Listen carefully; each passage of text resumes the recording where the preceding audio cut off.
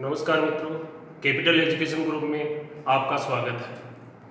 मैं उमराव मीना आपके लिए लेके आया हूँ संस्कृत व्याकरण की श्रृंखला में संधि प्रकरण। इससे पहले हमने मैसूर सूत्रों के बारे में पढ़ा, वर्ण विचार पढ़ा और वर्णों के उच्चारण स्थान के बारे में पढ़ा। और आज जो हम वीडियो लेके आए हैं वो है संधि से संबंधित, जो प्रत्येक प्रतियोगी परीक्षार्थी के लिए जो संस्कृत का एग्जाम दे रहा है उसके लिए ये महत्वपूर्ण टॉपिक है। रीट के विद्यार्थियों के लिए, सेकंड ग्रेड फर्स्ट ग्रेड विद्यार्थियों के लिए ये टॉपिक महत्वपूर्ण है। मैं पूरा प्रयास करूँगा इसको आपको एक आसान और सही तरीके से समझाने का। तो हम लेते हैं आज संधि। दोस्तों,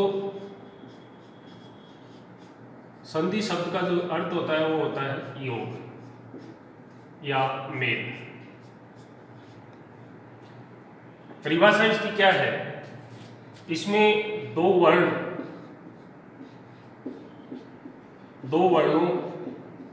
के मेल को संधि कहते हैं। दो वर्ण होते हैं, उन दो वर्णों के मेल को संधि कहते हैं। एक शब्द होता है संधि विच्छेद।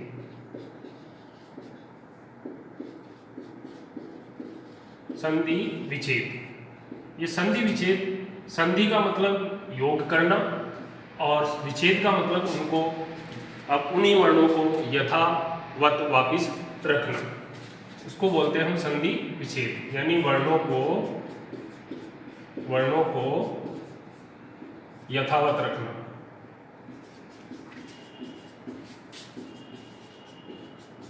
इसे हम कहेंगे संधि विच्छेद। अब हम संधि के भेदों के बारे में चर्चा करेंगे। तो संधि तीन प्रकार की होती है। संधि यहाँ तीन प्रकार की है। नंबर एक, अच संधि, जिसे हम स्वर संधि भी कहते हैं। नंबर दो,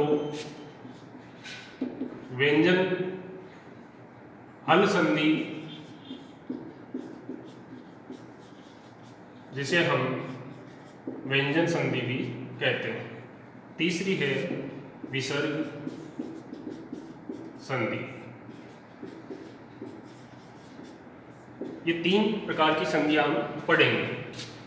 अच संधि यानी कि स्वर संधि, इसमें केवल स्वरों का मेल होता है।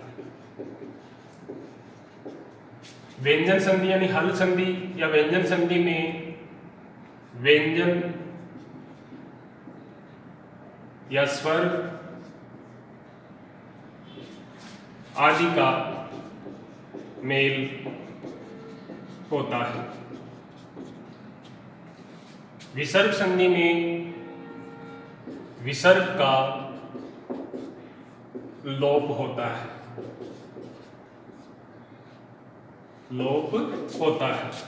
और विसर्ग के लोप होने के बाद में वहां पर किसी अन्य वर्ण की आवृत्ति होती है।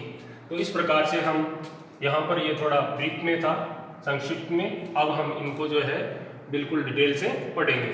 तो सबसे पहले हम पढ़ेंगे अच संधि प्रकरण। अच संधि प्रकरण।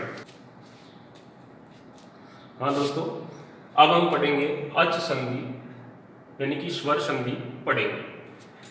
स्वर संधि पढ़ने से पहले हमें स्वरों का ज्ञान होना चाहिए। पिछली कक्षाओं में हमने वर्ण विचार में स्वरों की संख्या के बारे में, यानी संस्कृत में कितने स्वर होते हैं, संस्कृत में 13 स्वर होते हैं, उनका हमने ज्ञान प्राप्त किया था। थोड़ा सा हम यहाँ पर और चर्चा कर लेते हैं। यानी देखो दोस्तों, ये दो प्रकार के स्वर यहाँ पर हम रखेंगे। पहले ये स्वर है ए, आ, ई,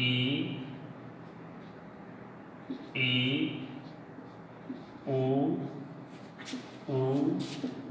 री, लृ, ए, ऐ, औ और अब। इस तरह से इनकी संख्या हो जाती है 13 संख्या हो जाती है। अब इनका हम वर्गीकरण करते हैं तो इनमें मूल स्वर यानी ह्रस्व स्वर और दीर्घ स्वर। तो ह्रस्व स्वर इसमें है ए, ई, ऊ, री और ली, यानी इनकी संख्या 5। और दीर्घ स्वर बोल सकते हैं या संधि स्वर इनको बोल सकते हैं। तो ये हो जाएगा आ, ई, ऊ, री, ए, आई, ओ और औ। इस तरह से ये टोटल 8 हो जाते हैं और इनकी संख्या हो जाती है 13। तो देखो दोस्तों, सबसे पहले हम लेते हैं ए, ई, ऊ, री और ली। तो यहाँ तक का जो मैटर है वो अपना दीर्घ संधि में आता है। थोड़ा ब्रीफ में देख लेते हैं, फिर डिटेल्स पढ़ेंगे।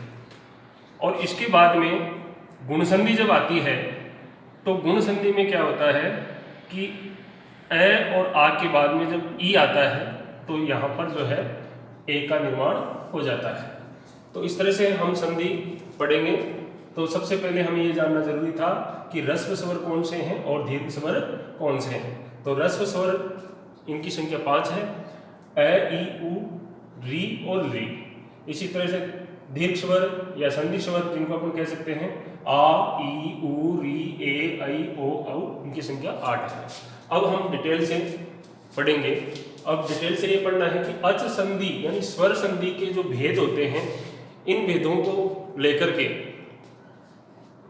हम जो मुख्य रूप से भेद पढ़ते हैं वो 5 पढ़ते हैं, लेकिन एक पर रूप और पूर्व रूप 2 रूप और चलते हैं। लेकिन महत्वपूर्ण जो है वो आपके लिए 5 ही है, लेकिन हम 2 उनको भी साथ में पढ़ लेते हैं। तो इस तरह से दीर्घ संधि, पहला जो है स्वर संधि का भेद है वो दीर्घ संधि है, फिर है गुण संधि, फिर है वृद्धि संधि, फिर यण संधि है, फिर अयादि संधि है। ये प्रमुख भेद है। और इसके बाद में हम पर रूप संधि लेंगे और पूर्व रूप संधि लेंगे। इनमें भी कई बार जो है इनमें से भी क्वेश्चन पूछे जा सकते हैं। तो इस तरह से अब हम प्रत्येक को एक एक को जो है इनके सूत्र से उदाहरणों से समझने का प्रयास करेंगे।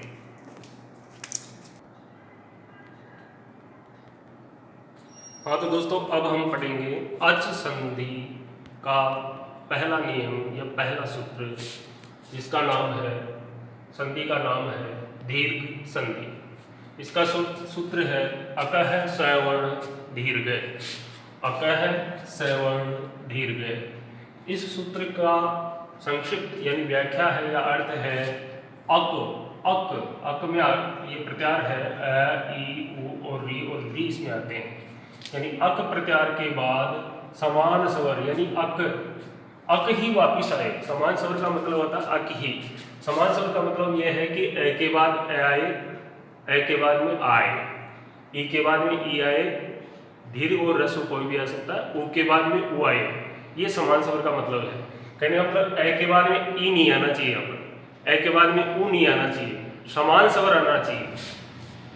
समान स्वर आने पर उनका दीर्घ रूप बनता है, दीर्घ रूप बनता है।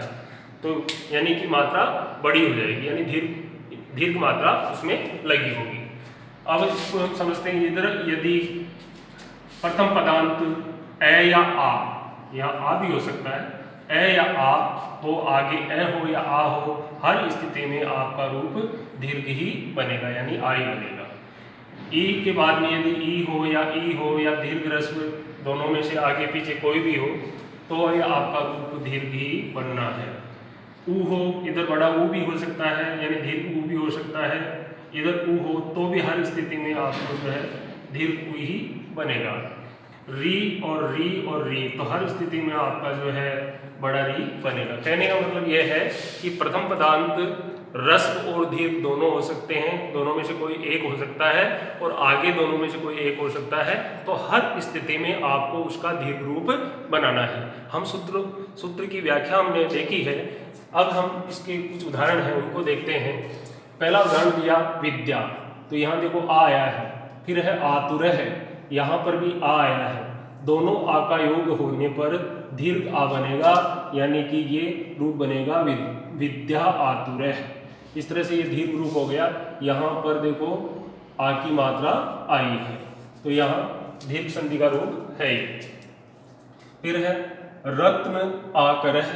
रत्न आकरः है, तो यहाँ पर दोस्तों ए है और यहाँ आ है, तो रस्व और दीर्घ दोनों में कोई फर्क नहीं पड़ता है, यानी आपका जो रूप बनेगा वो दीर्घ ही बनेगा, तो इसका रूप बन जाएगा रत्नाकरः, ये रूप बनेगा। इसी तरह से हम ई स्वर का ले लेते हैं, जैसे यहाँ ई रस्व ई है, यहाँ भी रस्व ई है, लेकिन हर स्थिति में अपने को दीर्घ ई ही बनेगा, यानी रविंद्र रूप जो है सिद्ध होता है। फिर है महती, यहाँ ई जो है दीर्घ है, यहाँ रस्व है, लेकिन हर स्थिति में बनाना अपन को दीर्घ ही है, तो ये बन गया महती इच्छा। इसी तरह से ऊ स्वर का लेते हैं, यहाँ पर ये दीर्घ है, यहाँ पर ये रस्व है, लेकिन दोनों स्थिति में आपका ये रूप बनेगा वधु उत्साह है, तो वधु उत्साह ये रूप दीर्घ हो गया यहाँ पर, तो ये वधु उत्साह रूप सिद्ध हुआ है। भानु, इसमें रस्व है और इसमें दीर्घ है, लेकिन हर स्थिति में दीर्घ संधि में दीर्घ ही रूप बनेगा, तो भानु उष्मा ये रूप सिद्ध हो जाता है। पितृ ऋण, पितृ ऋण ये भी रस्व है और ये भी रस्व है, तो दोनों मिलकर के यहाँ पर जो ये दीर्घ हो गया है, यानी जब एक बार घुमाए तो ये रस्व है और दो बार अगर घुमा हुआ है तो ये दीर्घ है, तो यहाँ पर ये दीर्घ हो गया है। इसी तरह से मातृ ऋषि, तो यानी रूप बनेगा मातृषि, तो ये दो बार यहाँ पर घुमा हुआ है, तो मातृषि रूप बनता है, और यहाँ पर पितृण रूप बनता है। सद अशुद्ध में भी कई बार इसको पूछ लेते हैं, ये इस तरह से लिखा हुआ आता है पितृण, तो ये रूप गलत है, क्योंकि पितृण का जो रूप बनेगा वो ये संधि के रूप हिसाब से ये बनेगा, दो बार ये घुमा हुआ हो गया, यानी ये जो चिन्ह है, ये जो चिन्ह है वो बड़ी री का है ऐसे। तो अब हम पढ़ेंगे, आपको समझ में आ गया होगा, अक श्रवण दीर्घ, यानी समान वर्ण के बाद अगर समान वर्ण ही आता है तो उनका दीर्घ रूप बनता है, और बहुत सारे उदाहरण आपको जो है अपनी बुक्स वगैरह में कहीं भी मिल जाएंगे। ये समझाने के हिसाब से मैंने दो उदाहरण के सबके लिए। अब हम अगला पढ़ेंगे गुण संधि।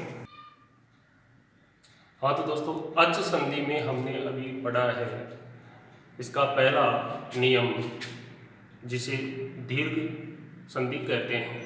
अब है हमारे पास दूसरा गुण संधि, जिसका सूत्र होता है आदेन गुणेन आद गुण, और इसकी व्याख्या है कि ए आ का मतलब यहाँ ए और आ दोनों से हैं। ए और आ के बाद में ई ऊ और री, इनमें से यदि कोई स्वर हो तो इनके स्थान पर क्रमशः ई के स्थान पर ए हो जाता है, ऊ के स्थान पर ओ हो जाता है, और रे के स्थान पर अर हो जाता है, ये रूप बनता है, यानी गुणादेश हो जाता है। हम उदाहरण लेते हैं कि ए और आ के बाद में, ए या आ के बाद में ई या ई रूप में से कोई भी हो तो इनका जो गुणादेश होकर के यहाँ पर एक बनेगा ए। हम उदाहरण से समझते हैं, जैसे यह है उप एक सा, तो उप में यहाँ पर ए है और यहाँ ई है, दोनों का गुणादेश होकर के आदेन गुण संधि के सूत्र से रूप बनेगा उपेक्षा, ये रूप बनता है। दूसरा है तथा इति, यहाँ पर आ दीर्घ है, ई रस्व है, लेकिन दोनों का रूप बनेगा ए, यानी गुणादेश होकर के ए बनेगा, और ये रूप बनेगा तथेति। इसी तरह से ए और ए या आ के बाद में ऊ या ऊ, इन दोनों में से कोई हो तो यहाँ इनका रूप गुणादेश होकर के ओ बनता है। जैसे एक है, एक ऊनम, एकोनम, एकोनम रूप सिद्ध होता है, यानी ओ बन जाता है, ओ की मात्रा यहाँ पर आ जाती है। गुण है उपेतम, तो ये रूप बनेगा गुणोपेतम, इस तरह से ये रूप सिद्ध हो जाता है। इसी तरह से ए और आ के बाद में यदि री या बड़ी री यानी दीर्घ री हो तो वो बनेगा अर। हम सूत्र इस उदाहरण के माध्यम से इसको समझते हैं महा और ऋषि, तो यहाँ आ गया है और यहाँ री आ गया है। दोनों को जब हम इनका योग करते हैं तो यहाँ गुणादेश होकर के अर होता है, तो यहाँ पर ये अर जो ऊपर चला जाता है अर, तो ये रूप बन गया महर्षि। इसी तरह से ये है वर्षा, तो यहाँ आ है और नीचे री है, गुण आदेश होकर के अर होगा, रूप बनेगा वर्षर्तु। इंपॉर्टेंट है, ये बहुत बार एग्जाम में पूछा गया है। वर्षर्तु जो है शब्द बहुत बार एग्जाम में पूछा गया है। तो दोस्तों हमने आज अच संधि प्रकरण में 2 सूत्र पढ़े हैं। पहला अकह श्रवण दीर्घ और दूसरा आदेन गुण है, आद गुण यानी गुण संधि और दीर्घ संधि हमने समझी है। वीडियो बड़ा नहीं हो इसलिए मैं केवल आज आपको 2 सूत्र की व्याख्या ही कर पाऊंगा और बाकी जो बचे हुए हैं वो अगले वीडियो में मैं प्रस्तुत करूंगा। साथ ही ये उदाहरण जो मैं 2-2, 3-3 उदाहरण इसलिए दे रहा हूँ ताकि वीडियो बड़ा नहीं हो, और इसके लिए उदाहरणों के लिए मैं एक अलग से वीडियो डालूंगा। जब ये टॉपिक कंप्लीट हो जाएगा तो टेस्ट के रूप में एक वीडियो डालूंगा, उसमें आपको बहुत सारे और महत्वपूर्ण उदाहरण देखने को मिलेंगे। और अगर आप हमारे चैनल पर नए हो तो सब्सक्राइब कीजिए, बेल आइकन दबाइए ताकि सबसे पहले आपके पास वीडियो उपलब्ध हो जाए। तब तक के लिए जय हिंद, जय भारत।